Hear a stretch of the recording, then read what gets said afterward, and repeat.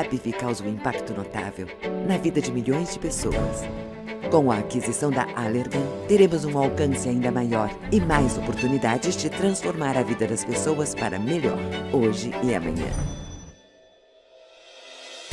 Um portfólio maior e mais diversificado de marcas nos permitirá avançar em novas áreas terapêuticas e incorporar novas posições de liderança para a ABV. O aumento imediato de escala e de recursos fortalecerá nosso pipeline de medicamentos inovadores e fornecerá investimentos contínuos para as descobertas de amanhã. Nossa equipe diversa e dedicada trabalhará unida para solucionar os desafios mais sérios de saúde e continuar a fornecer os medicamentos de que as pessoas mais precisam. Ao olhar para o futuro, vemos que estamos bem posicionados para o crescimento sustentável e comprometidos em ajudar as pessoas a viverem melhor aqui e agora. Somos a ABV. Inventar o futuro hoje para melhorar a vida amanhã.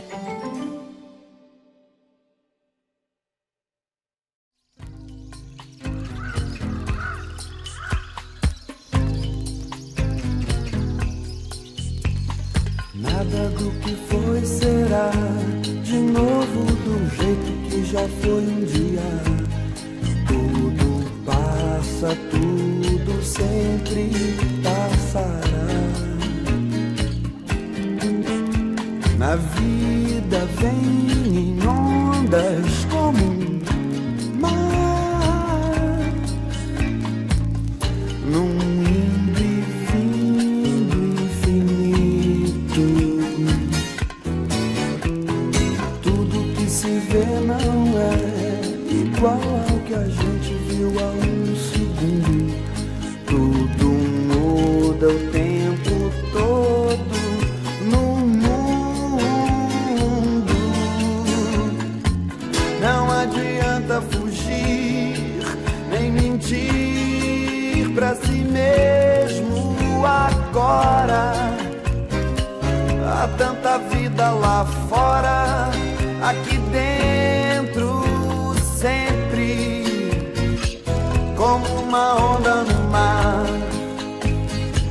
como uma onda no mar, como uma onda no mar, como uma onda no nada do que foi será de novo do jeito que já foi um dia. Tudo passa, tudo sempre passará. A vida vem em ondas como mar, num indo e vindo infinito. Tudo que se vê não é igual ao que a gente viu há um segundo. Tudo muda o tempo todo no mundo. Não adianta fugir nem mentir pra si mesmo agora. Há tanta vida lá fora, aqui dentro sempre, como uma onda no mar, como uma onda no mar, como uma onda no mar, como uma onda no mar, como uma onda no mar, como uma onda no mar.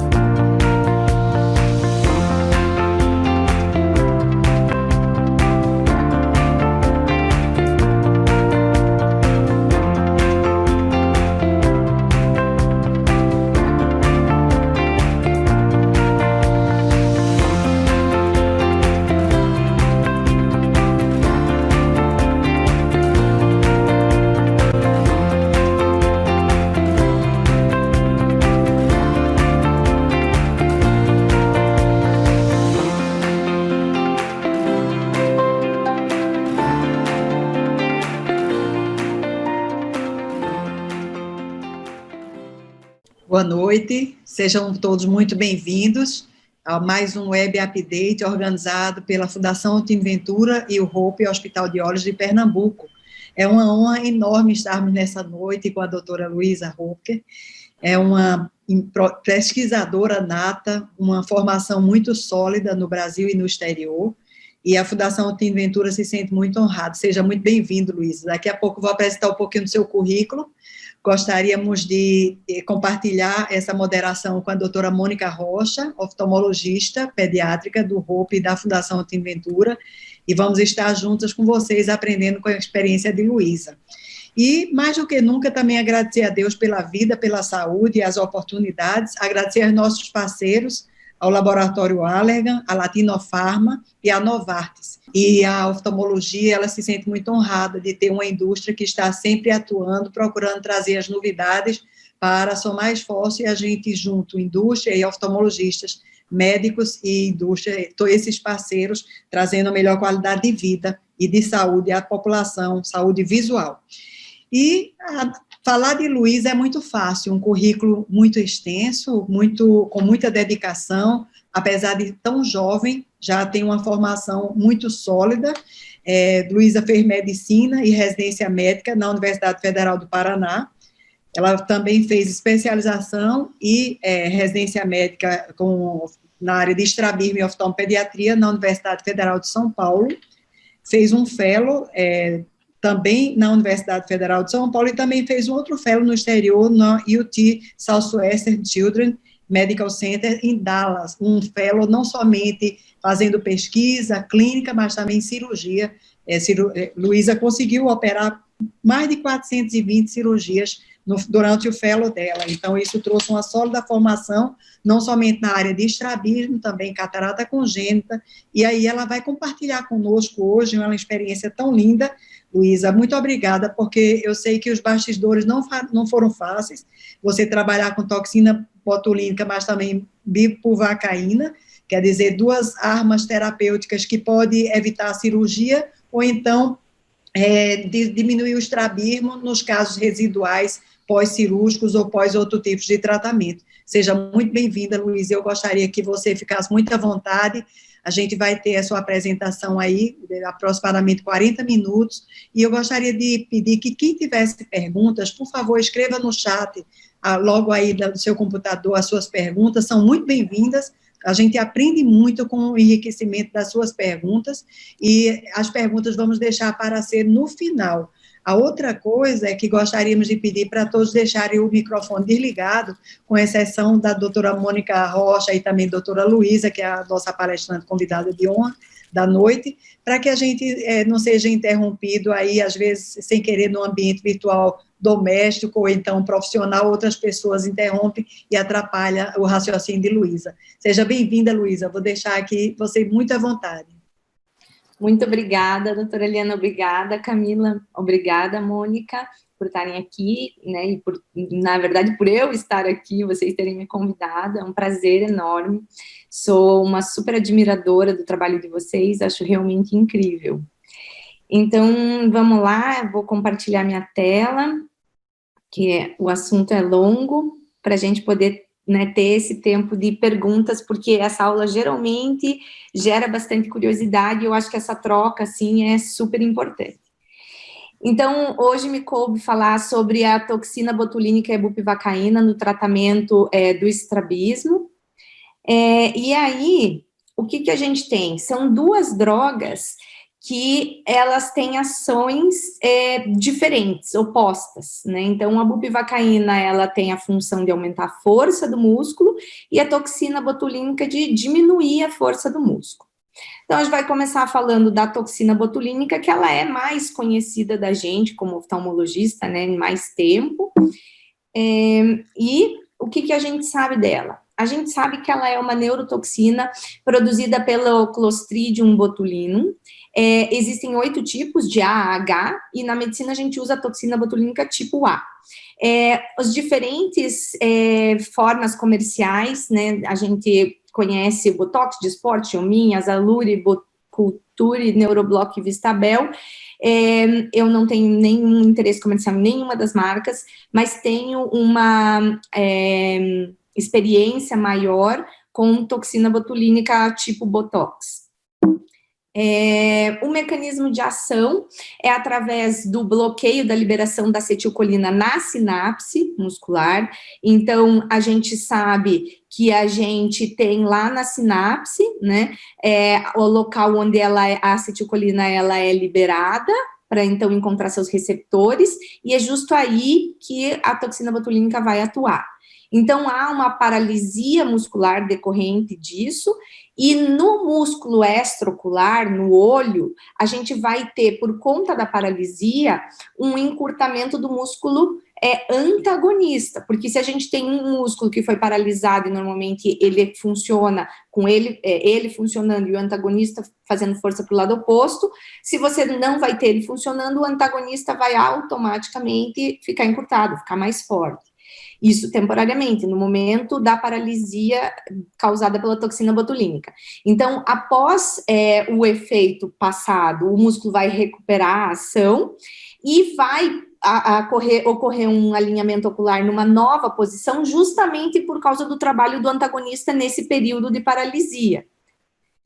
Então, a toxina botulínica, ela começou a ser estudada, na verdade, por um estrabólogo. Eu sempre conto isso para os pacientes que eu vou falar sobre toxina botulínica, eles falam, nossa, sério, não foi feita, na verdade, para ruga? Eu falei, não foi feita, né? E então, o Dr. Alan Scott, ele começou os estudos com toxina botulínica em laboratório em 1980, e a primeira aprovação do FDA saiu em 89, nos Estados Unidos, e a primeira indicação de toxina botulínica em bula foi para blefaroespasmo e estrabismo, em pacientes acima de 12 anos. Então, essa é uma curiosidade, né, também interessantíssima, já que é da nossa área, né, uma droga que hoje é, assim, incrivelmente utilizada em diversas áreas, né, na neuro, na uro, enfim, além da estética, que é o que todo mundo mais conhece, e então, realmente é uma droga que veio para ficar na medicina. Então, o primeiro artigo que mostrou o uso da toxina botulínica para correção de estrabismo era uma série de 42 pacientes, mostrando que era uma droga segura, né? Porque, acima de tudo, a gente, quando vai começar a estudar uma droga, você precisa saber se ela é segura para uso ou não. Então, mostrou que corrigia estrabismo e que não tinha efeitos adversos importantes. Então, passado um pouco essa questão histórica, né, o que a gente faz, como a gente aplica a toxina botulínica? A técnica de injeção é através ou de um eletroneuromiógrafo, é assim que começaram a utilizar, né, então é uma agulha ligada num eletrodo e um equipamento que, quando você toca no músculo, ele libera um som bem específico, né. Só que esse eletroneuromiógrafo, ele é alterado por anestésicos sistêmicos, então quando você vai fazer essa aplicação em crianças, né, isso realmente é um problema, a não ser que seja usada ketamina, que é pouco usada, né, hoje em dia nas anestesias. E a gente tem uma outra questão, ao longo dos anos de estudo da toxina botulínica, a gente soube que é uma medicação que difunde muito bem pelo músculo, então você não necessariamente precisa aplicar ela lá na parte posterior do músculo. Então, sabendo disso, e a técnica de injeção tendo, ao longo dos anos, mudado, e o pessoal acabava pegando com uma pinça de conjuntiva mesmo, o músculo para poder fazer a aplicação, o Dr. Tomás Mendonça criou essa pinça que a gente vê aqui embaixo, né, que consegue apreender o músculo através da conjuntiva íntegra, facilitando bastante a aplicação sem a necessidade do eletroneuromiógrafo, desde que você use uma agulha de insulina, que daí você não tem um risco grande de perfuração. E também, se for, por exemplo, ser realizado a toxina botulínica como adjuvante numa cirurgia de estrabismo, você pode fazer sob visualização direta no músculo durante o intraoperatório. Então, quais são as apresentações das principais marcas? Então, o Botox a gente sabe que em 50, 100 e 200 unidades, o frasco, no Dysport 300 e 500 unidades e o Prosigna 100 unidades. A diluição, se for utilizado frasco de 100 unidades, que é o que a gente utiliza com mais frequência, eu costumo diluir com 2 ml de soro fisiológico e aí cada tracinho vai ser uma unidade. Aqui, só para a gente mostrar um paciente que foi submetido à injeção de toxina botulínica no reto medial e mostrar quais são os efeitos colaterais e complicações mais comuns. Então, o mais comum disparado é a ptose, né? Ela pode ocorrer em até 50% dos pacientes, em geral ela é temporária, não é total, e ela dura, assim, na média, 3 semanas, né? Pode ser de 15 a 90 dias, mas em média 3 semanas. A hipertropia que a gente consegue ver nesse paciente, né, nessa foto dá para ver de forma bem clara que tem a ptose e a hipertropia, ela ocorre num número menor de casos e ela também é temporária, em geral, 3 semanas ela já desaparece. E a perfuração ocular é raríssima, né, então eu, graças a Deus, nunca tive nenhum caso e a gente sabe que é muito pouco frequente, ainda mais que depois que você vai pegando, vai tendo mais experiência da forma de como apreender o músculo e realizar a injeção. Então, a dose, em geral, você pode fazer uma dose maior ou menor de acordo com o tamanho do desvio. Então, em geral, se utiliza para até 20 dioptrias, 2 a 3 unidades, entre 20 e 50, entre 2,5 e 5 unidades, e para desvios acima de 50, entre 5 e 7 unidades e meia.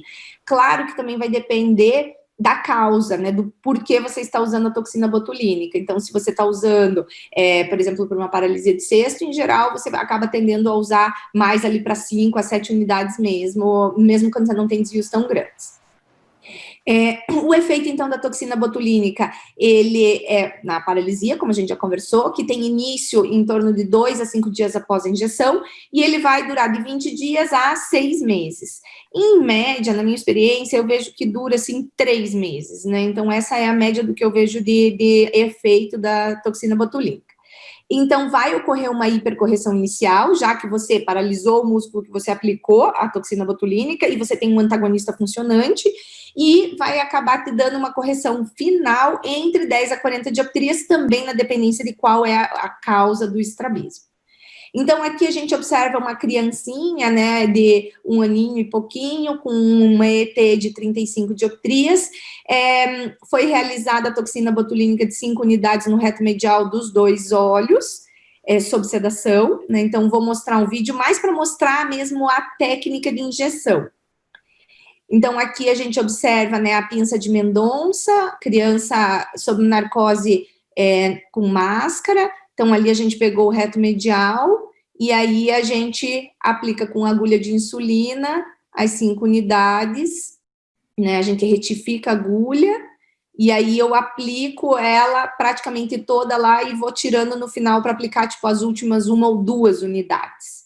E pronto, né? Realizada a aplicação. Então, 1 semana após a injeção, a criança estava com aquela hipercorreção inicial esperada, um XT de 30 e ptose, que foi mais importante no olho esquerdo, apesar da gente ter feito nos 2 olhos. Em geral, quando a gente faz aplicação em adultos, a gente faz algumas recomendações, que fez a toxina botulínica, procura ficar sentado, não deitar nas 6 horas seguidas, não fazer exercício físico, né? Só que quando a gente faz em crianças, ou até já tive situações de precisar, por exemplo, um adulto de sedar, você não consegue sentar ele de imediato. Então, isso acaba espalhando a toxina mais para outros músculos e acaba, às vezes, você tendo uma incidência maior de ptose, eventualmente de hipertropia também. Essa criança, não tenho fotos do pós-operatório mais tardio, mas após 1 mês e 6 meses, a criança ficou ortotrópica e permanecia ortotrópica, depois perdeu o segmento, era uma criança no hospital universitário, mas acredito que tenha se mantido ortotrópica, não teria voltado, né? Então, em termos de indicações do uso da toxina botulínica, a gente sempre tem que pesar, no caso da esotropia infantil, que foi esse caso que eu acabei de apresentar, sobre a questão de toxina versus cirurgia, né? Então, em geral, a gente vai fazer a toxina botulínica para crianças mais novas, então crianças com menos de 2 anos, menos de 1 ano e meio. Existem alguns trabalhos até que mostram que ela vai valer a pena mais em crianças menores de 1 ano, principalmente se o paciente tiver ausência de DVD e de hiperfunção do oblíquo inferior, porque não tem cabimento você, mesmo fazer uma narcose que seja mais curta em termos de tempo do que aquilo que a gente precisa de anestesia para fazer uma cirurgia, para um paciente que tenha DVD e hiperfunção de oblíquo inferior, que vai precisar de uma cirurgia posteriormente. Então, eu sou da opinião, e os trabalhos mostram isso, que se você tem estrabismo vertical e vai precisar operar o estrabismo vertical, vai para a cirurgia, não vai fazer toxina botulínica. Mas os pacientes que têm esotropia, principalmente com ângulos moderados, esses respondem muito bem ao Botox. Então, a esotropia entre 40 e 45 dioptrias, o sucesso da toxina botulínica é 68% versus cirurgia um pouquinho maior, mas na esotropia com desvios ao redor de 30 ou menores que 30, o sucesso é realmente igual, e você pode, então, optar por fazer toxina botulínica ou cirurgia de forma semelhante. Quando a gente está falando de indicações, um grupo muito interessante que pode se beneficiar da injeção de toxina botulínica são os pacientes com paralisia cerebral.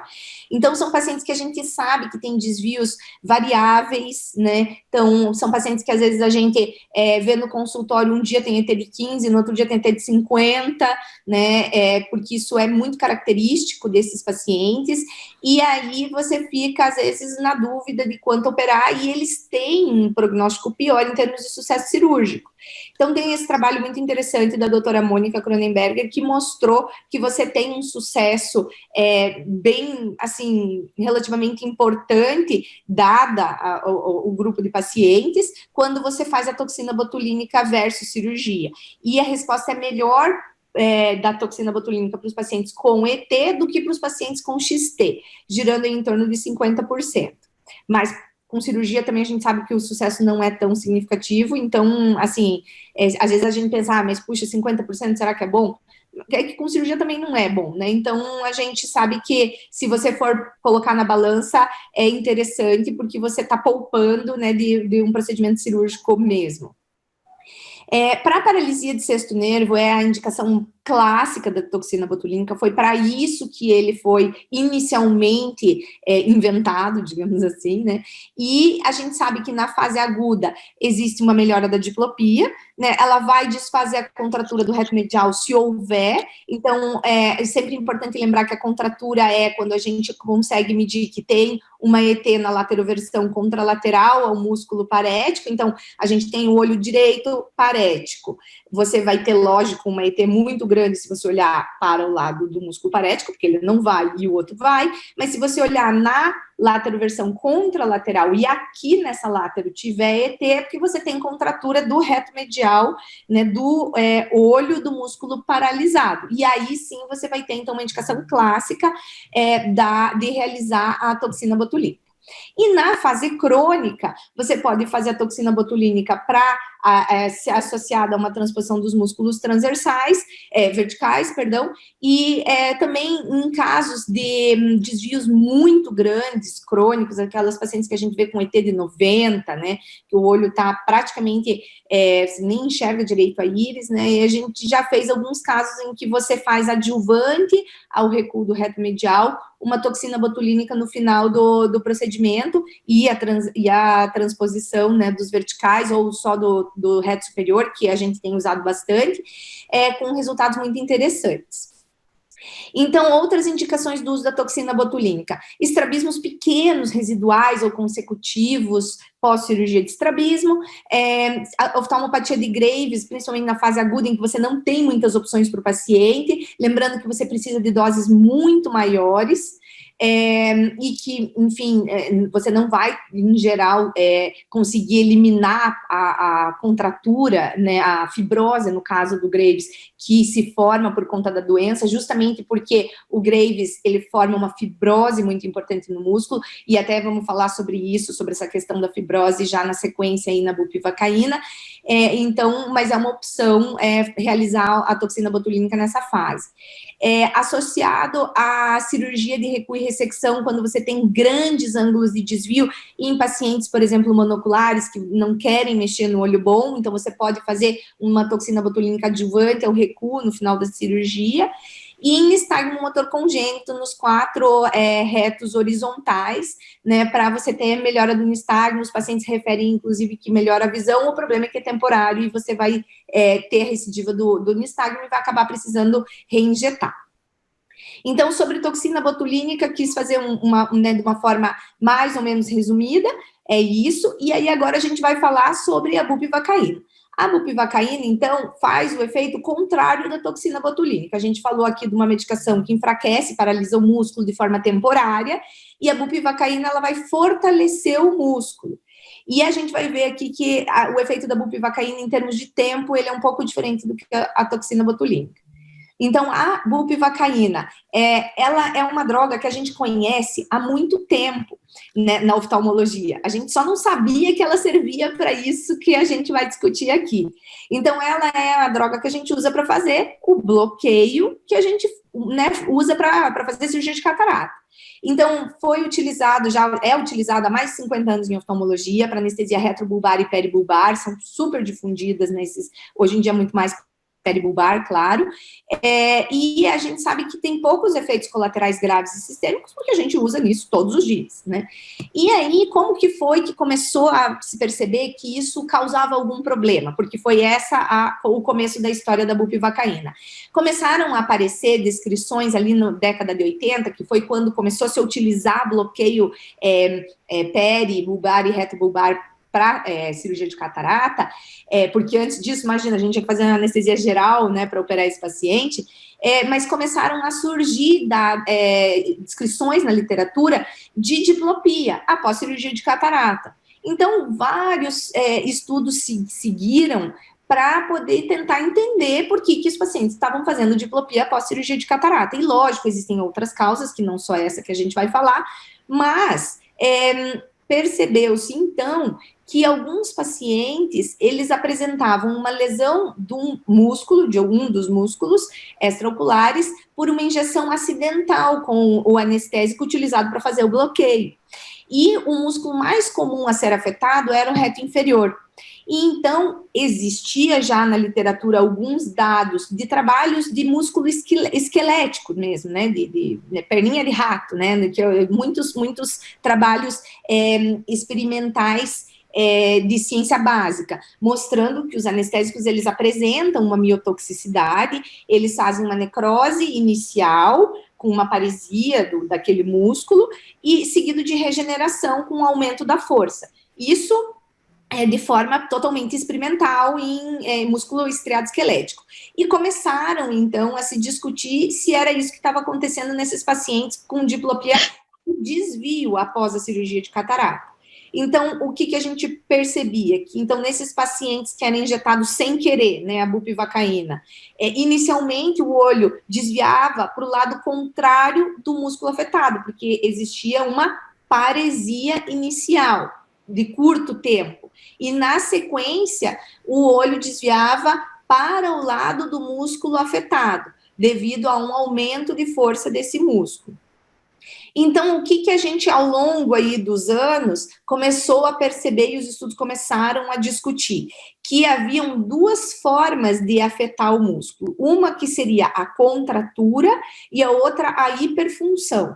Então, a contratura seria quando o músculo afetado tinha um segmento maior dele, sem querer injetado pela bupivacaína. E isso acontecia principalmente quando era o reto inferior. Por quê? Né, aqui a gente vê uma ressonância com uma agulha mostrando como que ela entra quando a gente faz o bloqueio, entrando pela região inferior da órbita. Então, você acaba afetando um segmento muito grande do reto inferior quando você acidentalmente acaba injetando nele, e você tem um segmento menor quando é o reto superior, mas a agulha ela pode chegar até lá, até o reto superior. E aí, então, contratura quando era no reto inferior e hiperfunção quando era o reto superior, porque justamente é uma região menor dele afetada. E como que clinicamente a gente distingue uma situação da outra? Quando a gente tem contratura, a gente percebe uma hipotropia que aumenta na supraversão, por restrição da elevação, e quando você tem uma hipertropia que aumenta na supraversão.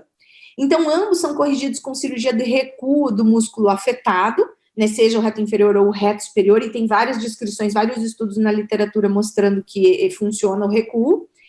E aqui, esse trabalho é muito interessante, porque ele mostra justamente aqui, ó, um paciente, então, um dos primeiros trabalhos que conseguiu correlacionar, né, clinicamente e com imagem, essa causa, né, uma paciente que foi operada com anestesia retrobulbar, de cirurgia de catarata, e aí ela tem uma hipotropia do olho direito, que aumenta quando ela tenta olhar para cima, né, que a gente vê aqui tanto na supra quanto na supra-destro versão. E aí, na imagem, a gente vê lá que o reto inferior foi afetado, a gente vê o corpo muscular alargado, aumentado de tamanho. Aqui nesse corte a gente também observa a diferença com o outro reto inferior, né, bem significativo. Então, isso comprovou. É isso que está acontecendo com esses pacientes que têm diplopia no pós-operatório. E a culpa é da bupivacaína injetada no músculo reto inferior, que está fazendo isso com o músculo e clinicamente deixando esses pacientes com estrabismo vertical. E aí, então, na sequência disso, o Dr. Alan Scott, de novo ele, né, ele publicou um relato de caso no British Journal em 2007 de uma paciente que já tinha sido submetida a várias cirurgias de estrabismo e não queria mais fazer cirurgia, e ele injetou, então, bupivacaína 0,75% no músculo reto lateral. A paciente tinha uma ET de 14, e ele conseguiu uma correção de 10 dioptrias, isso em mais ou menos 6 semanas. E ele fez ressonância e mostrou que tinha um aumento da porção posterior do reto lateral na ressonância. E aí, na mesma edição do British Journal, o Dr. Craig Hoyt escreveu um editorial falando, a gente tinha um problema, né, a problem, now a solution. Será que agora, então, esse problema se tornou, de repente, uma solução para os estrabólogos? E aí, então, seguiram-se vários estudos, né, principalmente séries de caso, tentando ver o quanto de dose de bupivacaína poderia corrigir quanto de estrabismo, né? Então, agora, usando a bupivacaína propositalmente para corrigir o estrabismo, né? Então, a gente observa que com associação da bupivacaína no músculo e a toxina botulínica no antagonista, a gente consegue uma média de correção entre 10 a 19 dioptrias prismáticas. Quando a gente faz só a bupivacaína sem a toxina botulínica no antagonista, a correção cai para mais ou menos metade desse valor. E, em geral, se usam doses baixas de toxina botulínica, né? Por quê? Qual é a ideia? A ideia é que aplica toxina botulínica, a gente paralisa esse músculo, a bupivacaína, ela vai, então, agir, né, aumentando a força, já que ela também foi aplicada no antagonista, mas sem ter um antagonista fazendo força. Então, o músculo da bupivacaína, além dele estar sofrendo o processo da bupivacaína, ele vai estar encurtado, já que ele não vai ter um antagonista puxando ele. E aí, os trabalhos, então, seguiram se aplicando bupivacaína nos pacientes, músculo reto medial e reto lateral, avaliando esses pacientes com ressonância, mostrando que há um aumento do volume do músculo quando software que faz uma recomposição em 3D do músculo em 6,6%, e a área transversal do músculo, né, quando a gente observa, olha esse reto lateral comparado, né, a gente vê que, então, aumenta em torno de 8%. Então, resumidamente, o que se sabe, né, até então, seria que existe um dano à fibra muscular, os macrófagos e fibroblastos, eles são recrutados, as células satélites, através de IG1, principalmente, começam a produzir mioblastos, que vão produzir o miotubo, que é uma célula, uma fibra jovem, na verdade, né, com vários núcleos centrais, que a gente fala, e que, então, ela acaba se tornando uma fibra muscular adulta na sequência. E, então, o que a gente sabe da parte básica, né, da parte de histologia? Porque o que aconteceu com a bupivacaína, que eu sempre acho interessante lembrar? A maioria das drogas, quando você está estudando elas e com a intenção de torná-las clinicamente utilizáveis, digamos assim, você parte da histologia e depois você vai fazer, né, com animais, aí você vai para a fase de estudos clínicos, e aí você vai colocar ela, né, depois de tudo avaliado, toxicidade, enfim, você vai colocar ela, então, para ser utilizada, né. E aqui aconteceu o reverso, porque, na verdade, foi sem querer que descobriram, então a gente já sabia que essa droga podia ser usada, né? Ela podia ser usada em gente, porque ela já era usada, só se mudou a função, mas a gente não tinha ideia do que estava acontecendo lá dentro da fibra muscular, né? Tinham poucos estudos, quase nenhum, com miotoxicidade de anestésico em musculatura extraocular, tinha só em músculo estriado de rato, né? Então, na sequência desses primeiros artigos do Dr. Alan Scott, alguns grupos começaram a estudar que precisava saber o que estava acontecendo na fibra, para causar todas essas alterações que a gente via na clínica. Então, a bupivacaína foi utilizada em concentrações maiores, né, como, por exemplo, 1,33%, lembrando que o que a gente usa para fazer bloqueio anestésico é 0,5 ou 0,75, e é o que tem comercialmente disponível, e nessa concentração mais alta, existia necrose seguida de regeneração, que eles não observaram com concentrações menores, abaixo de 0,75 e principalmente abaixo de 0,33, porque fizeram nesse estudo várias diluições. Observaram também que quando a gente pensa na fibra, lembrando lá que a gente tem no músculo extraocular, perdão, a camada orbitária e a camada global, então essa que está mais próxima da região da órbita e aqui da esclera, a gente sabe então que o efeito parece ser maior na camada global do que na orbitária. Existem fibras bem específicas no músculo extraocular, chamado de inervação única, que elas acabam sendo mais afetadas aqui do que aqui. Mas mesmo na camada orbitária também observava-se então um aumento do diâmetro, e na global observava que essas fibras inicialmente reduziam, depois aumentavam de diâmetro e depois elas normalizavam. E já vamos ver por que eu estou falando disso. Então, o que acontece? Além dessas questões de área transversal, observaram-se que as fibras, a gente tem diferentes subtipos de miosina, né, na fibra muscular, a gente tem fibras, na verdade, positivas para miosina tipo 1, 2 e embrionária, e a gente observou que a bupivacaína, ela afeta a distribuição desses subtipos de miosina. Então, observou-se que isso também já em musculatura estriada esquelética, que há um aumento de proporção das fibras tipo 1, que é mantido depois até de 180 dias, e que a miosina embrionária nos primeiros dias também aumenta. Por quê? Porque se você teve necrose, você vai ter primeiro miosina embrionária e depois elas vão se subdividir em tipo 1 e tipo 2. E no músculo extraocular, a gente sabe que elas, às vezes, não subdividem e permanecem como miosina embrionária mesmo numa fibra adulta. Então, a gente fez um trabalho em que a gente injetou bupivacaína em coelhos, no reto superior, a 1,5%, para a gente poder fazer histologia e ver o que está acontecendo, já que a gente viu que na literatura tinha muito pouca coisa descrevendo isso. E aí a gente analisou tanto o reto superior injetado quanto os outros retos verticais, porque há algumas alterações adaptativas nos outros músculos também. E aí o que a gente viu? A gente viu que inicialmente havia uma redução da área da fibra com um aumento e normalização, que era o que já tinham visto em alguns estudos anteriores em músculo estriado esquelético. Então a gente observou na histologia que as fibras, aqui a gente tem um músculo controle, aqui a gente tem um músculo que está em processo de regeneração, então a gente vê aqui bastante células jovens com aspecto de miotubo, que é aquele músculozinho jovem, e depois de 28, 60 dias, normalizou a fibra. Então, outra observação importante desse trabalho, a gente observou um aumento da miosina tipo 1 só no músculo injetado, só no reto superior do olho direito. Os outros que a gente analisou, eles não tinham um aumento da proporção da miosina tipo 1. Então, ela provavelmente tem um papel aí no aumento de força.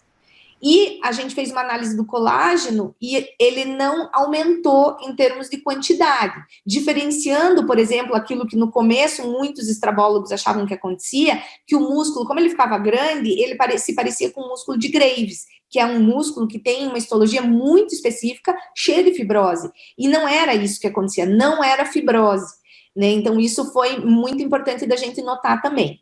Então, a gente sabe que a bupivacaína corrige desvios oculares em adultos devido a uma necrose inicial com redução da área da fibra, por um processo de regeneração, acaba tendo um aumento da área da fibra, uma normalização sem fibrose e com um aumento temporário da proporção de miosina tipo 1. Então, isso é o que a gente sabe agora, né, do mecanismo de ação lá na fibra. E aí, o que a gente pode trazer, então, para o nosso dia a dia, para a nossa clínica? Como injetar a bupivacaína? O que os estudos clínicos têm dito para a gente? Qual a relação dose-resposta, que é muito importante, a gente ainda não tem uma, digamos assim, relação tão bem estabelecida quanto, por exemplo, a toxina botulínica. E qual a aplicação clínica, que é isso que a gente quer saber lá no final das contas para quem está no consultório. Então, técnica de aplicação semelhante àquilo que se fazia com a toxina botulínica inicialmente, anestesia tópica, mas tem que usar o eletroneuromiógrafo aqui. Por quê? Porque a bupivacaína, diferente da toxina botulínica, ela não se difunde adequadamente. Então, o que acontece? Ela precisa ser colocada lá no terço posterior do músculo. Então, sob visualização direta, isso é muito difícil, né? Assim, a gente, depois de um tempo, já começou a fazer, mas você acaba tendo um risco muito maior de você ter uma perfuração, uma hemorragia retrobulbar. Então, aqui é um paciente meu do consultório, que eu fiz até com o Dr. Tomás, é um paciente de múltiplas cirurgias, ele tinha também uma distrofia epitelial da córnea, então, assim, não tinha mais como mexer no olho dele, e a gente fez, então, a bupivacaína, porque ele tinha um desvio residual bem pequeno, e foi muito interessante. Esse aqui é um outro paciente de um trabalho que a gente fez em 2011, 2012, dos primeiros pacientes que a gente injetou. Então, o paciente tinha uma ET de 60, a gente aplicou aqui a toxina botulínica e aqui a bupivacaína, então reto medial e reto lateral, e a gente observa que o paciente fica aorto por um tempo, que é o tempo que o botox está agindo, e depois ele acabou voltando para o ET, mas ele ficou, né, super satisfeito, apesar de ter corrigido só 15 dioptrias, porque esteticamente ele estava bem melhor. E aqui um resumão, né, que eu gosto de mostrar dos trabalhos que tem até agora clínicos com a bupivacaína, porque é o que todo mundo quer saber, né? Então, o que acontece? Os trabalhos usam diferentes concentrações, isso é muito importante, porque não dá para pegar, né? Não é que não dá, mas a gente sabe que a resposta é ruim, para pegar a bupivacaína que você tem lá com o teu anestesista e sair injetando.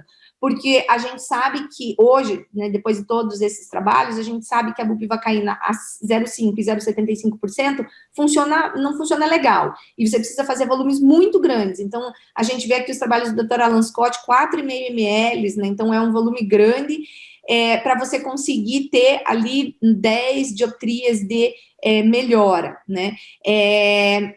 A gente trabalhou no nosso trabalho sempre, mesmo nos coelhos e nos pacientes, eu trabalhei sempre com a concentração de 1,5, que é uma concentração intermediária, né, porque o Dr. Alan Scott chegou a trabalhar com 3%, a gente aqui no Brasil não consegue quem manipula 3%, então eu acabei usando 1,5, e não é uma concentração tão baixa quanto 1,5 e 0,75.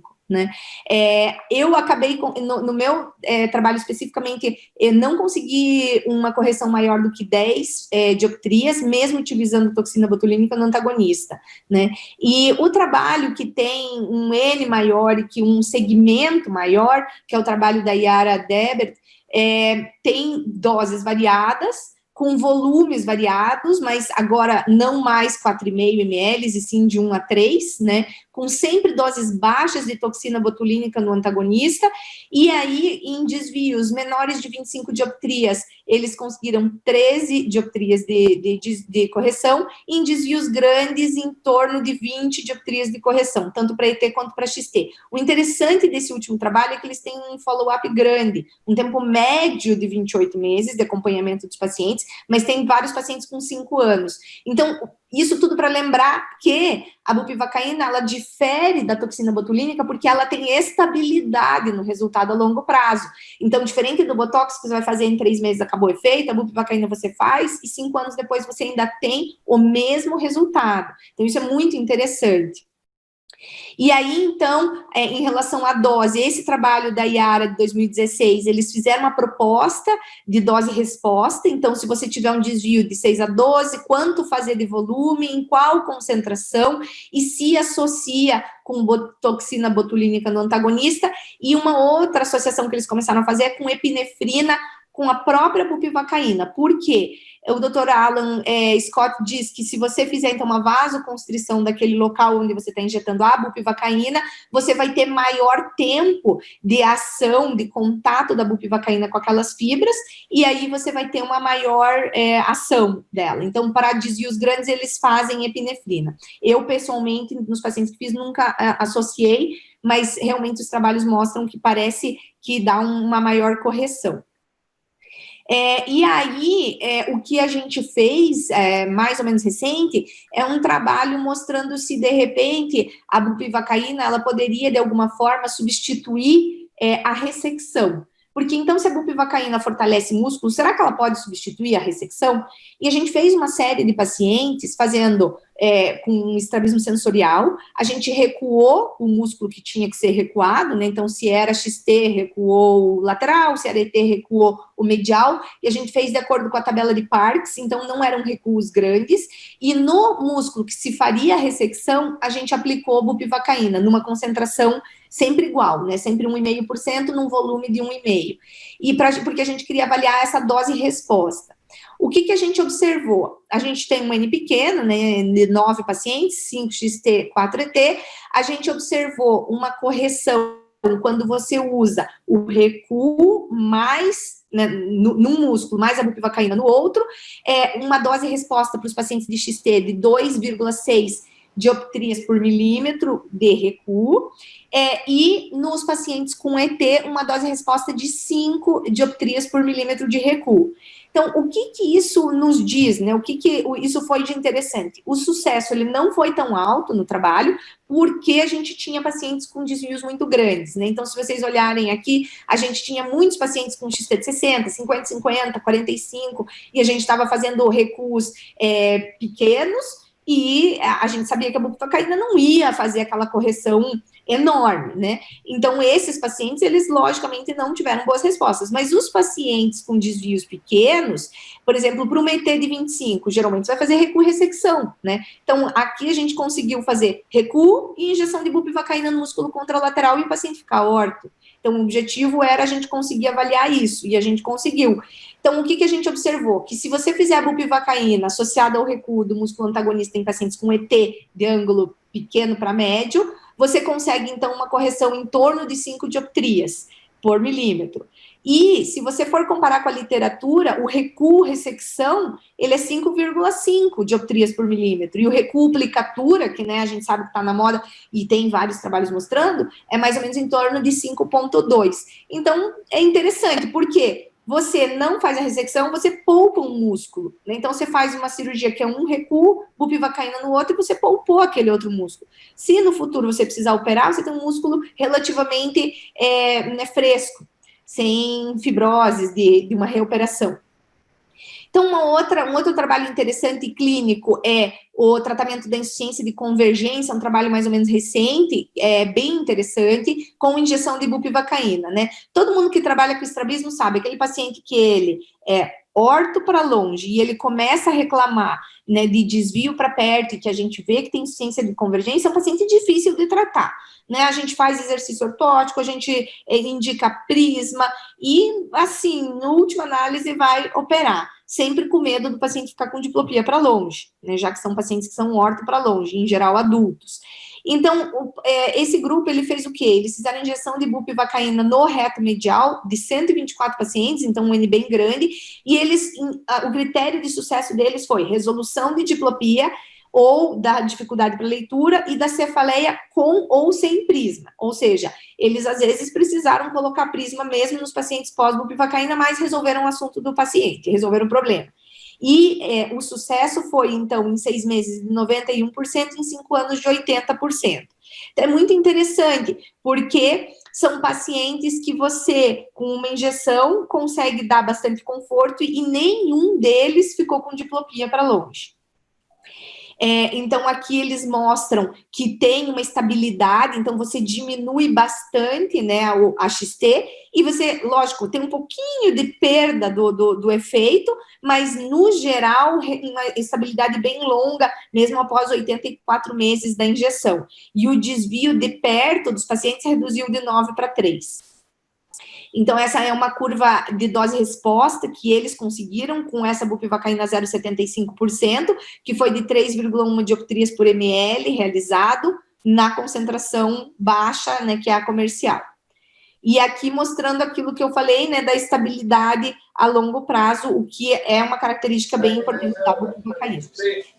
Então, aqui para a gente tem mostrando, então, a avaliação radiológica após injeção de bupivacaína, é um trabalho super novo, então eu trouxe mais por isso, mas basicamente mostra a mesma coisa que a gente já viu. Então, foram pacientes que aplicaram um volume alto com uma concentração baixa, com um eletroneuromiógrafo, tiveram uma mudança de alinhamento em torno de 7 dioptrias, porque eles só injetaram bupivacaína, sem a toxina botulínica no antagonista, e eles tiveram um aumento da área transversal na ressonância de 12% e de volume de 17% após um ano. Então, de novo, é uma alteração persistente, já que é um ano após que foi avaliado, né? Mostrando tudo aquilo que os trabalhos anteriores também já tinham mostrado.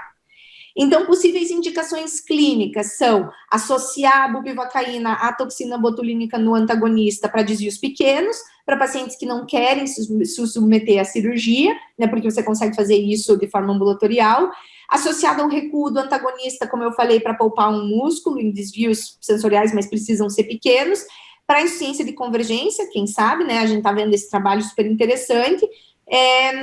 E eu queria agradecer as pessoas que tiveram aí nessa minha jornada da toxina botulínica de alguma forma presente. Então, aqui é o Dr. Alan Scott, né? Eu tive a grandíssima honra de poder conversar com ele pessoalmente várias vezes sobre todo esse processo da bupivacaína. Ele deu várias ideias, me ajudou de forma incrivelmente. O Dr. David Guyton, com quem eu também tive a oportunidade de trocar ideia. Esse é o pessoal da banca do meu doutorado, né? Que foi sobre bupivacaína. E o Dr. Tomás, que foi quem começou com tudo isso, quem jogou essa ideia, e a gente acabou começando com isso, e estamos aqui hoje discutindo. Obrigada. Bater palma aí para você, Luísa, que realmente fez uma palestra excepcional. Podemos ver como você pesquisou e que desafio que é realmente, que lindo, né, utilizar um problema terminando sendo uma solução, como um coadjuvante terapêutico muito importante para minimizar as indicações cirúrgicas. Eu até ia perguntar a você, do ponto de vista de utilização da toxina botulínica, você normalmente, na sua prática, você reaplica até quantas vezes? Você utiliza algum protocolo fixo ou você, dependendo de alguns fatores, como é que você está utilizando atualmente? A toxina botulínica, eu sou, assim, a favor de fazer uma aplicação. Muito raramente eu faço mais de uma, né? Então, assim, acabo que os principais pacientes são pacientes com paralisia de cesto, né? Eu tenho N pacientes com paralisia de cesto que eu faço. Recentemente apliquei pela segunda vez num paciente que teve uma resposta muito ruim, a toxina botulínica, assim, não entendi muito bem, o paciente, né, assim, respondeu super pouco, e aí apliquei pela segunda vez, e ele, de novo, respondeu mal. Eu, assim, acho que o paciente tem alguma situação bem específica, mas eu não costumo aplicar 2 vezes, né? Então, eu falo para o paciente, se precisar aplicar 2 vezes é porque eu acho que precisa de cirurgia. Interessante. E qual é a dose? Você tem uma dose padrão? Como é que você faz? Eu uso um pouco aquela tabela que eu apresentei até, né, que é a doutora Mônica Cronenberger já várias vezes discutiu isso com a gente, ela que é uma pessoa muito estudiosa da toxina botulínica. Em geral, para as paralisias de cesto, eu costumo aplicar entre 5 a 7, se forem desvios grandes, né, desvios aí de 40 dioptrias ou mais. Quando a gente tem desvios entre 20 e 40, eu aplico entre 3 a 5, mas mais próximo de 5 unidades. Que maravilha. Eu até queria agradecer a todos os participantes, Luísa. A Mônica está aí, tá a Ana Florian do Peru, o Carlos também lá do Peru, tem muita gente aí querida, né? E também valorizar cada participante e também declarar mais uma vez que são muito bem-vindas as perguntas. Eu vi que a Massa Keiko também está aí, o Tomás, o Mauro, que coisa maravilhosa. E também você teve uma orientadora espetacular no seu doutorado, né, a Norma, aí. Como é que foi fazer o ultrassom para comparar aí as avaliações volumétricas dos músculos com o uso de bupivacaína? O que você achou? A gente achou também um aumento nas secções transversais do músculo com o ultrassom. O ultrassom não é um método de escolha para isso, né? Assim, eu sempre falo, a gente só conseguiu avaliar qualquer coisa porque era a mão da doutora Norma avaliando esses pacientes, né? Porque realmente ela fazia as medidas, ela mesma, dos pacientes, e a gente conseguiu fazer essa avaliação. O que a gente notou nesse trabalho, que a gente publicou lá em 2012, foi que os pacientes com ET respondiam melhor do que os pacientes com ET, inclusive no ultrassom, os músculos retos laterais, que então para ET a gente fazia bupivacaína no reto lateral, eles ficavam maiores do que quando a gente tinha que fazer no reto medial. E aí eu fiz outros pacientes, até fiz um grupo de pacientes aqui em Curitiba também, que a gente acabou ainda não publicando, e eu sempre percebi nos meus trabalhos clínicos melhores respostas para ET do que para XT com a bupivacaína. Eu já até perguntei para o Dr. Alan Scott se ele também tinha essa mesma percepção. E assim, o que todo mundo fala é, nossa, mas a bupivacaína deveria ser muito mais fácil de aplicar no reto medial do que no reto lateral. E assim, eu nas minhas aplicações sempre achei mais fácil no reto lateral, e os exames de imagem corroboravam que provavelmente a aplicação estava melhor, estava mais bem feita, porque os músculos também, eles estavam maiores. Mas não é uma observação que o Dr. Alan Scott fez das muito mais aplicações que ele tem, né? Mas é uma curiosidade, assim, que no nosso trabalho, por exemplo, com a doutora Norma, só apareceu alteração significativa nos retos laterais. É muito interessante. Eu vi também estudos publicados utilizando ressonância magnética. Será que é fácil porque a gente tem dificuldades técnicas, varia tanto de equipamento para equipamento, de examinador, e para fazer uma padronização aí, realmente está faltando, tem espaço, né, Luísa, para publicações. Eu vi que não tem muitas publicações sobre esse tema, e eu lhe parabenizo, porque as suas contribuições e essa tabela aí está espetacular. Eu tinha outra pergunta a você em relação aos desvios de cinéticos, porque os desvios de cinéticos, que hora está ET, hora está XT, e aí a indicação, quando é que vai indicar, indicaria o Botox ou utilizaria as duas medicações? Olha, eu pessoalmente não tenho nenhuma experiência em ter utilizado a bupivacaína para esse tipo de desvio, né? Então, assim como falei, da mesma forma como tem o trabalho da doutora Mônica em pacientes com paralisia cerebral, né? Assim, a minha experiência também, ela é pequena e é com esse tipo de paciente e é com toxina botulínica, né? A bupivacaína, realmente, eu nunca tive essa experiência. E, especificamente, outra coisa que é bem importante de lembrar é a nossa dificuldade de fazer a aplicação da bupivacaína em crianças.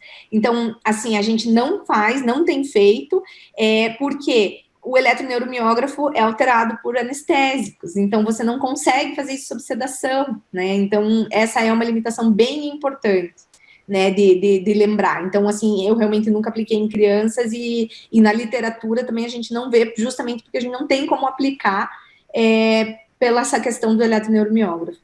Então, a colaboração é fundamental, não é? Para fazer com tópica mesmo, e você poder fazer utilizando o eletromiógrafo. Eu vou deixar a Mônica fazer alguns comentários, algumas perguntas aí, também a gente vê o que está no nosso chat. Boa noite a todos. Doutora Luísa, a aula foi excelente. Eu associei isso ao doutor Alan, que foi ele que descobriu o uso da toxina, e hoje me surpreendi que foi ele que descobriu também o uso da bupivacaína, né? Então, a toxina, ela se tornou, assim, difundida em toda a medicina, e a gente deve isso a ele. E eu espero que a bupivacaína também tenha um uso grande, não só na oftalmologia, né, mas que possa também entrar em outras áreas e se difundir assim.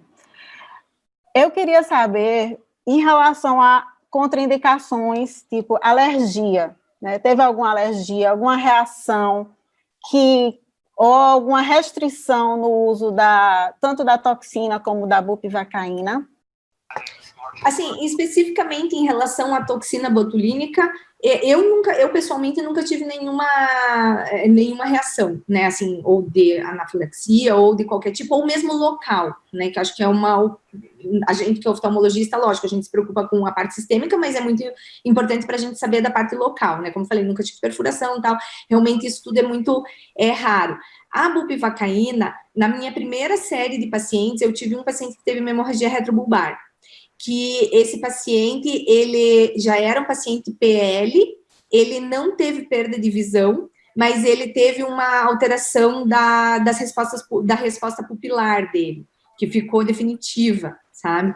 E a gente atuou na hora com esse paciente, né? E foi, infelizmente, uma situação que a gente teve. Fora esse paciente, a gente depois nunca mais teve nenhuma complicação. Tá descrito, né? O Dr. Alan Scott, na época, a gente discutiu com ele, e ele falou que realmente era uma possibilidade, mas tirando esse paciente da primeira série de casos, depois a gente acabou pegando também um pouco o jeito de como aplicar, de como usar o eletroneuromiógrafo para fazer lá no terço posterior e nunca mais teve problema. Mas foi uma situação que, né, assim, exige cuidados e uma certa preocupação.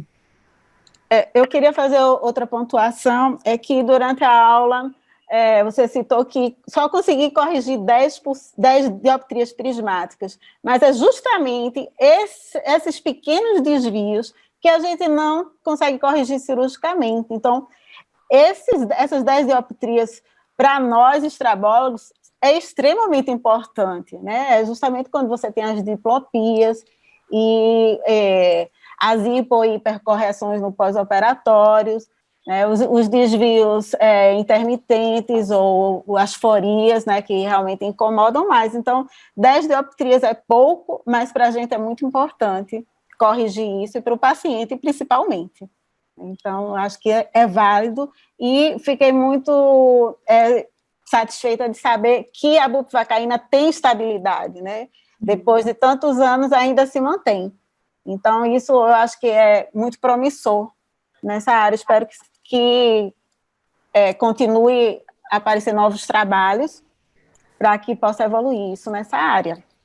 Parabéns pelo trabalho, porque realmente foi muito resultado, e obrigada por compartilhar isso conosco, porque é importante a gente, além de saber, compartilhar, né? Então, sim, com certeza. É verdade. Ô, Luísa, perguntando para você, Mônica tocou num aspecto muito interessante, essa questão da previsibilidade da recuperação da fusão desses pacientes que têm um estrabismo parético, né? Não é paralisia completa, mas parético, que você está querendo fazer um trabalho para restaurar a binocularidade e a fusão. E qual é a arma que você utiliza, digamos, nesses pacientes que você precisa restaurar a fusão? Eu já tive um paciente que ele era piloto e caiu em Porto Alegre, no avião, foi um acidente grave, ficou um bocado de tempo em coma. Quando ele sobreviveu, estava com catarata, Marcelo operou, recuperou 20 de visão e um estrabismo terrível, porque ele tinha tudo que é tipo de estrabismo combinado, horizontal, ciclo vertical, qual era o sonho dele? Voltar a pilotar. Então, ele precisava restaurar a binocularidade. E esse planejamento aí, como é que você faz o discernimento? O que você prefere, por exemplo, os casos de estrabismos de maior dimensão, com maior ângulo, partir logo para uma cirurgia, ou você já tem sua tabela, os seus cálculos? Como é que você mais ou menos define a conduta? Então, assim, até essa pergunta foi super importante, porque foi uma coisa que eu não comentei na aula, mas que é muito importante. A bupivacaína, especificamente falando de bupivacaína, antes da gente tocar no assunto da cirurgia, ela não funciona em músculo parético, nem paralítico. E tem vários estudos, que logo de começo, porque a primeira coisa que as pessoas pensaram, poxa, vamos aplicar no reto lateral parético, né? Vamos fazer, que maravilha se funcionasse, né? E não funciona. Não funciona nada. Então, assim, isso é muito importante, né? Então, não adianta pegar uma paralisia de cesto. É muito importante para quem está assistindo, porque às vezes a pessoa pensa, não, está paralítico o músculo, vamos utilizar, mas não adianta, porque não adianta. Não adianta.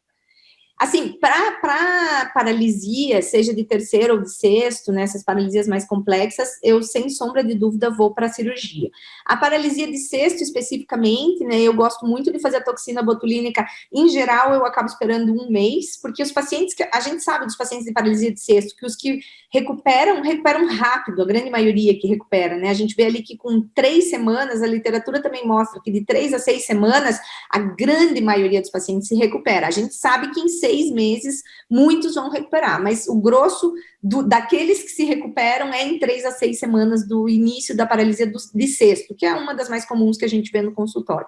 Então, eu gosto muito de solicitar exame de imagem para os pacientes que aparecem com paralisia, porque, né, a gente vê uma grande população de pacientes acima de 50 anos com paralisia, que a gente precisa fazer essa investigação para ter certeza que não é nada, né, apesar de muitos desses acaba sendo até idiopático, né, mas alguns vão ter associado com hipertensão, sistêmica, diabetes, então a gente precisa fazer essa avaliação.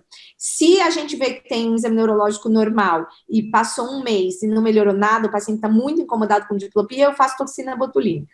E aí eu espero 5 a 6 meses, porque aí já passou o efeito da toxina. Se o paciente recidivou com o estrabismo, aí eu opto por cirurgia, em geral, de transposição, associada ou não ao recuo do reto medial. Né, para a paralisia de sexta, eu tenho feito muita transposição do reto superior. Eu, assim, muito, acho uma cirurgia boa, com excelente resultado, assim, tecnicamente mais fácil, mais rápido do que você fazer a transposição dos dois, né, então eu gosto bastante.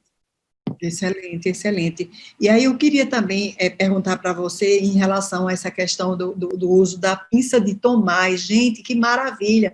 Porque eu fui em 2000 e minha tese de doutorado, eu comecei a trabalhar nessa questão e fiz muita investigação na área de toxina botulínica. O Alan Scott teve aqui em Recife, inclusive, a gente também teve lá em São Francisco, mas uma coisa linda é a gente ver a evolução e as publicações, mas quando o Tomás desenvolveu essa técnica, esse instrumento, eu acho que, sinceramente, para mim foi antes e depois. Então, o que você acha nas suas mãos, utilizando ela guiada com o eletromiógrafo, a injeção, a aplicação do Botox, ou o que você prefere atualmente? Eu acho que você não usa mais, você usa só a pinça. Eu não uso.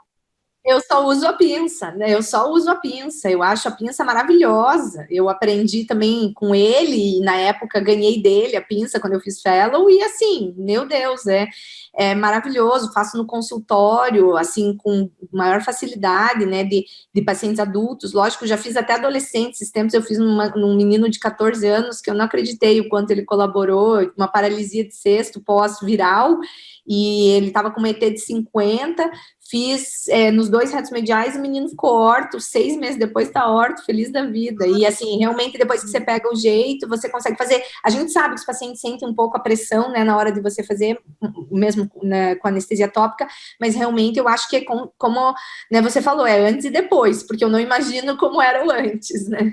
Foi o divisor de águas. Eu queria perguntar se você teve algum caso de paresia muscular extraocular devido ao Covid. Se vocês tiveram algum caso? Eu não tive ainda aqui, né, mas eu sei que o Dr. Tomás comentou com a gente num grupo que teve, e tem um relato de caso descrito recentemente, né, e até queria aproveitar, se vocês me permitirem, de aproveitar para divulgar que a gente vai ter o simpósio virtual da Sociedade Brasileira de Oftalmologia Pediátrica e do CBE, nesse próximo sábado, dia 31, e o tema é justamente pandemias, da miopia ao Covid, e a gente vai discutir alterações relativas ao Covid na área da oftalmologia pediátrica e do estrabismo. Parabéns, então, esse assunto vai ser presidência, né, do SBOP, aí logo, nossa futura presidente está aqui dando essa aula para a gente, que honra para nós, tão jovem. Nós tivemos um caso de paresia do sexto nervo por Covid, estamos publicando esse relato de caso, e também a doutora Ana Regina teve também aqui no sertão de Pernambuco 2 casos. Também foram 2 casos bem interessantes. Eu vi que também quem está aí assistindo a nossa aula é Iracema, a sua aula é Iracema de Salvador, e Tomás deu um curso lá em Salvador, com Celinha Nakanami, em relação ao uso de Botox, foi maravilhoso. Iracema e ela, com um grupo de oftalmopediatras de Salvador, são um grupo muito sólido, muito dedicado, tem feito um trabalho incrível nessa área de estrabismo, e aí eu também queria deixar um pouco aberto para se alguém quiser fazer algum comentário, alguma pergunta, porque hoje a gente vai para, aliás, já era para a gente já ter terminado, mas está tão interessante, já estamos com o tempo esgotado. Alguma pergunta, Mônica? Aí, Camila, alguém do chat? Luísa quer completar alguma informação?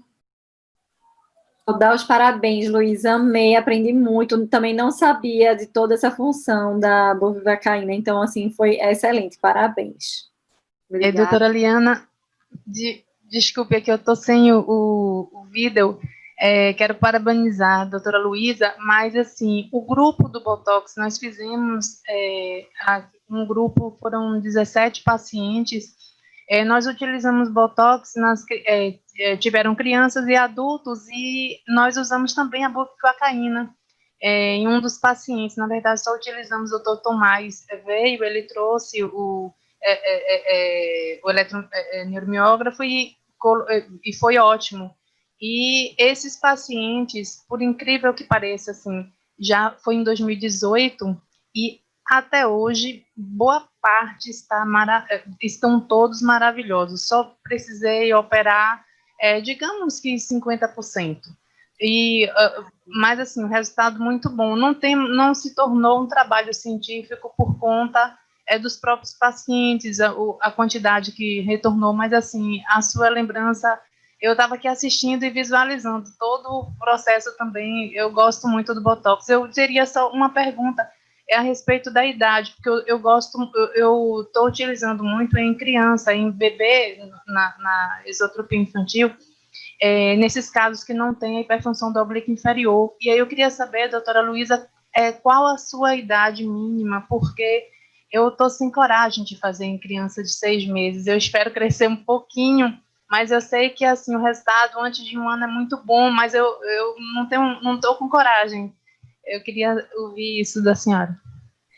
Assim, os grandes defensores, né, do Botox para esotropia infantil justamente falam da injeção antes de 1 ano. Então, eu acho que uma das grandes vantagens da toxina botulínica é você ter um tempo anestésico menor, né, porque a aplicação dura 1 minuto, e você conseguir fazer isso com segurança em crianças pequenas, né. A gente sabe, os trabalhos mostram que você tem uma melhor condição de estereopsia e fusão. Estereopsia, acho que é muito forte essa palavra, né, para uma criança com esotropia infantil, mas acho que fusão, e quanto mais precoce você fizer a correção. Eu confesso, Iracema, que eu sou mais cirúrgica do que de aplicação de toxina botulínica para esotropia infantil. Eu sou uma ferrenha, digamos assim, defensora da cirurgia antes de 1 ano e 3. Então, eu tento operar na janela de tempo entre 9 meses e 1 ano e 3. E eu acabo operando mesmo. Eu tenho poucos pacientes aplicados de toxina botulínica com esotropia infantil. Mas eu acho que, assim, a literatura está aí para mostrar, os pacientes que eu tenho feito tiveram resultados excelentes, né? Mas é que eu acho difícil você conseguir um paciente que é aquele paciente ideal, que é o paciente com 30 dioptrias sem desvio vertical, né? Assim, o que a gente vê mais? O paciente que tem 40 dioptrias e tem hiperfunção do oblíquo inferior ou DVD. E para esses, a toxina botulínica não é melhor do que cirurgia, né? Então, eu acho que se você tem um paciente ali com 30, 35 dioptrias sem DVD, acho que a toxina botulínica é maravilhosa, mas eu faria daí e faço quando tem essa situação antes de 1 ano. Excelente pergunta, Iracema, maravilhosa resposta, Luísa. Muito obrigada, gente. Aprendemos tanto hoje à noite. Eu queria já convidar a Luísa para vir outras vezes e a Fundação Tim Ventura e o Hope vai ficar encantado. Amamos aprender e compartilhar experiências. Eu gostaria também de informar que, dentro em breve, no princípio de 2021, vamos estar inaugurando a nossa sede própria. É um complexo hospitalar de 22 mil metros quadrados. Ali a gente tem o Centro de Reabilitação Menina dos Olhos, vamos estar inaugurando o Centro de Terapia Aquática e Multissensorial, e a sede própria da Fundação Tim Ventura, com um bloco cirúrgico com 16 salas de cirurgia. Então, tem muito espaço para operar. O oftalmopediatria Strabismo é muito bem-vindo. Eu queria dar boa noite a todos vocês e muito obrigada, Luísa, muito obrigada, querida. Aula brilhante. Muito obrigada de coração. Muito obrigada pela oportunidade, parabéns para vocês. Eu sei que esse Web Update, não esse nosso especificamente, mas ao longo do ano foi um sucesso. Parabéns. Um beijo, Luísa. Boa noite, obrigada.